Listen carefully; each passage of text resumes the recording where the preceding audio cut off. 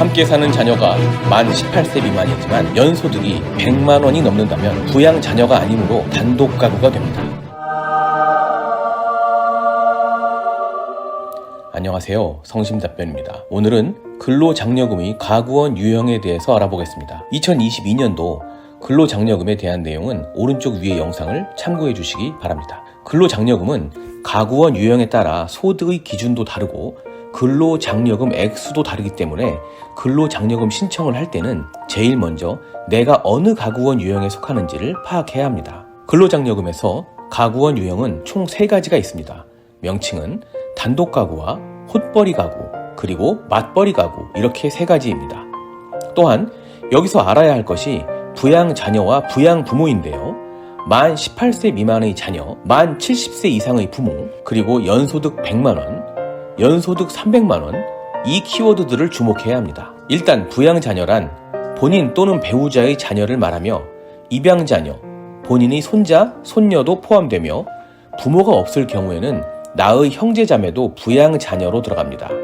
하지만 형제자매의 경우에는 같은 주소지에 주민등록이 되어 있을 경우에만 부양자녀로 봅니다. 쉽게 정리하면 나이는 18세 미만이면서 연소득이 100만원 이하일 경우에만 부양자녀입니다. 즉 나이가 만 18세 이상이거나 또는 18세 미만인데 연소득이 100만원이 넘는다면 부양자녀가 아닙니다. 따라서 만 30세의 소득이 없는 자녀와 살고 있다면 이 경우에는 만 30세의 자녀는 부양자녀가 아니므로 신청자의 가구 유형은 단독가구인 것입니다. 하지만 이 자녀가 장애인이라면 나이에 상관없이 부양자녀가 되므로 신청자의 가구 유형은 헛벌이 가구가 됩니다. 또한 자녀가 만 18세 미만이지만 연소득이 100만원이 넘는다면 이 역시 부양자녀가 아니므로 단독가구가 됩니다. 이번에는 부양 부모의 기준을 보겠습니다. 근로장려금에서 만 70세 이상이면서 연소득 100만원이 안 되면 부양 부모로 보는 것입니다. 부모님이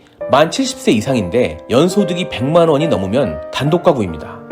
역시 만 70세 미만의 부모님이 함께 살고 있다면 부양 부모가 아니기 때문에 단독가구입니다. 예를 들어서 만 55세의 근로자가 배우자는 없지만 소득이 없는 만 25세의 자녀와 함께 살고 있다면 자녀의 나이가 만 18세 이상이기 때문에 부양 자녀가 아니므로 단독가구에 해당합니다. 만약 40세의 근로자가 배우자는 없는데 17세 자녀와 함께 살고 17세 자녀의 연소득이 100만 원을 넘는다면 이 역시 부양 자녀가 아니므로 단독가구에 해당합니다. 이번에는 헛벌이 가구를 보겠습니다.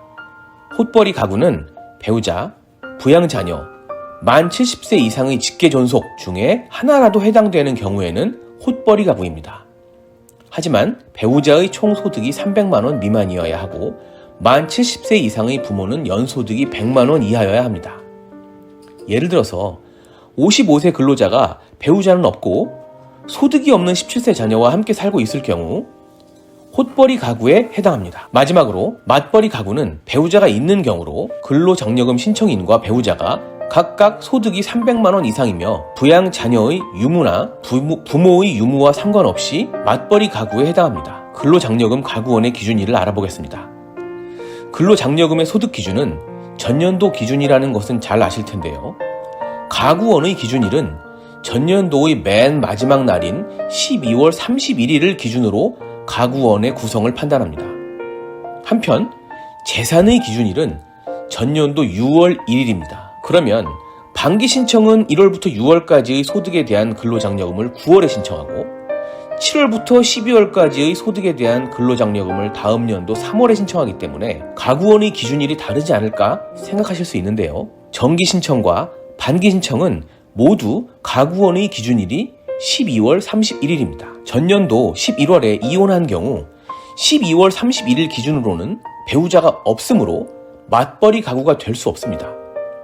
근로장려금 정기 신청인 5월 이전, 즉 4월에 이혼을 했다면 전년도 12월 31일에는 이혼한 상태가 아니기 때문에 맞벌이 가구로 신청이 가능합니다. 물론 배우자가 연소득 300만 원 이상이었을 때 해당이 되는 것입니다. 배우자가 있다고 해도 연소득이 300만 원이 안 된다면 맞벌이 가구가 아닌 헛벌이 가구가 되는 것입니다. 다음번에는 한 가구당 한 명만 받을 수 있는 근로장려금이 세대 분리를 통해서 한 가구에서도 각각 신청할 수 있도록 변했다는 내용에 대해서 말씀드리겠습니다. 시청해주셔서 감사합니다.